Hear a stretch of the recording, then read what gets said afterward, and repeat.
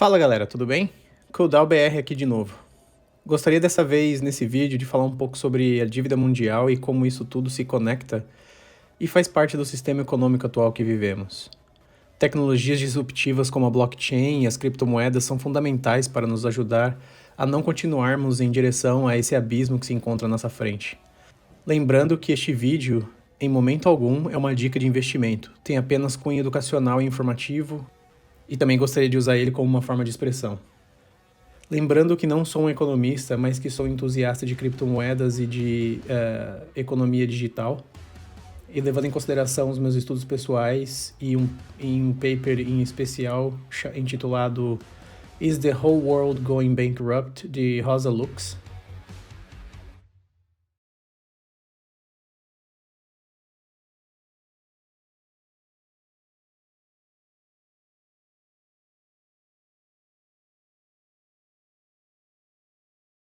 Gostaria de começar falando que nos anos 90 foi a era da globalização.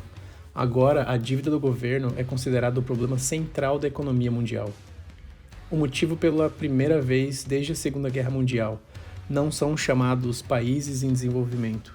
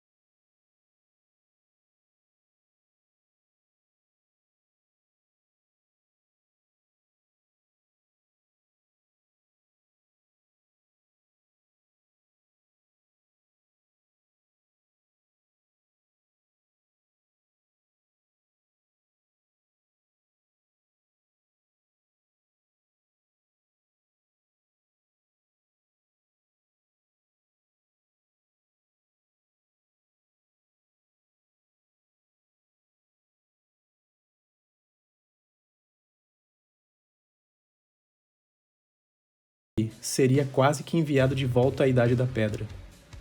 Todos os bancos e instituições financeiras iriam à falência. O moderno sistema financeiro global exige dívida para sobreviver. Repito, o sistema financeiro atual necessita de dívida para funcionar. Se você literalmente quer quitar todas as dívidas, isso seria o fim do capitalismo. A dívida é o sangue vital do capitalismo.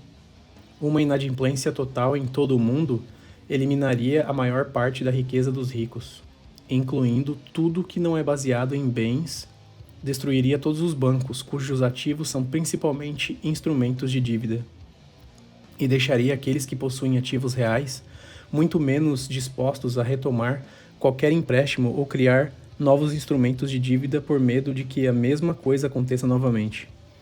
Para que qualquer produção ocorresse, os trabalhadores precisariam tomar fábricas e começar a fazer acordos de troca entre os de outras fábricas para fazer as coisas e negociá-las. Esse que também é um instrumento de dívida circulante, ou seja, é literalmente uma promessa de pagamento de uma dívida emitida por bancos centrais de todo o mundo que é lastreada pelos instrumentos de dívida que enchem seus enormes balanços financeiros.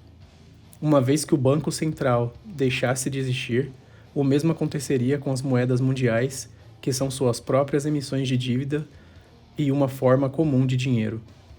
Algumas formas eletrônicas de dinheiro não bancárias ainda poderiam existir, supondo que a internet de alguma forma não entrou em colapso nesse cenário apocalíptico, embora contas correntes baseadas em depósitos bancários qualquer outra na história mundial e forçaria a transição para um novo tipo de sistema econômico.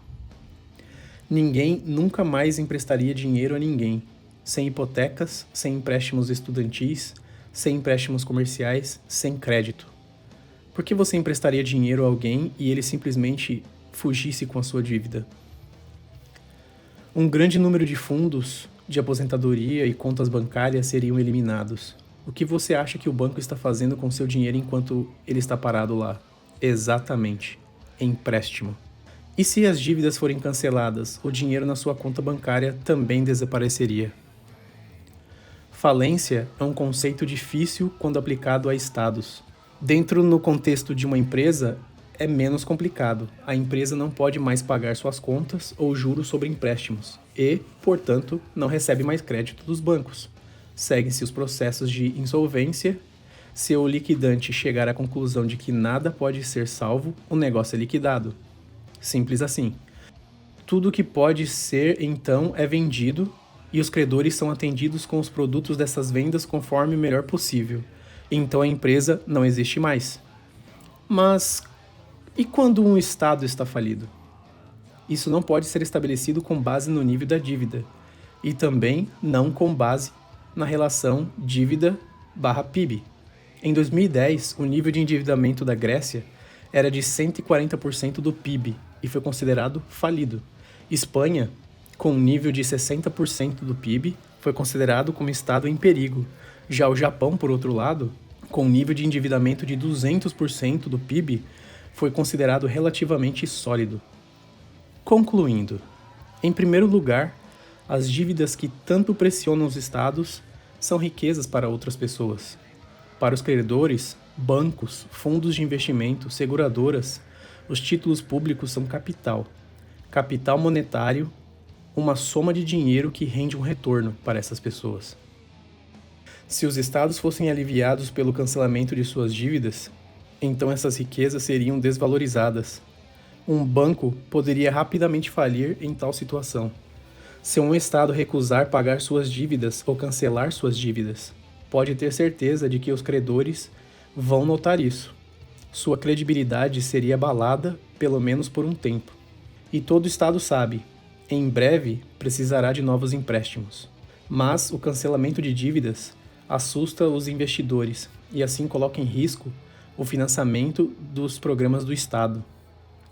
Em casos excepcionais, os credores concordam com o cancelamento de dívidas, o que significa uma redução nos seus créditos. Este foi o caso da Grécia em 2011. Os credores supõem que um Estado está tão endividado que não pode mais atender toda a sua dívida acumulada. O cancelamento de uma parte da dívida é e deve ser colocada em condição para o Estado e servir como uma forma confiável como o restante da dívida. O cancelamento de dívida não serve simplesmente para aliviar o devedor. Em vez disso, este alívio destina-se ao resgatar os créditos restantes dos credores. Cancelamento da dívida, portanto, funciona apenas com acordo e em benefício de credores. Portanto, é correspondentemente raro e pequeno em quantidade. Conseguem entender o tamanho do buraco que nós estamos, amigos? Tem noção de quão fundo e chafurdados na lama nosso atual sistema se encontra? Essa economia, entre aspas, logicamente, sempre impacta o mesmo grupo de pessoas, destinatários de direitos do governo e trabalhadores e consumidores. Por outro lado, motores de crescimento, ou seja, negócios e instituições são apoiadas. Eles devem investir e fazer empréstimos, eles devem ganhar dinheiro com isso, eles supostamente, entre aspas novamente, criam empregos e assim aumentam a economia atual. Isso aumenta o imposto sobre vendas e diminui em salários e pensões, levam a um declínio na compra do poder das massas, reduzindo assim a demanda social, prejudicando o crescimento. É uma contradição neste programa.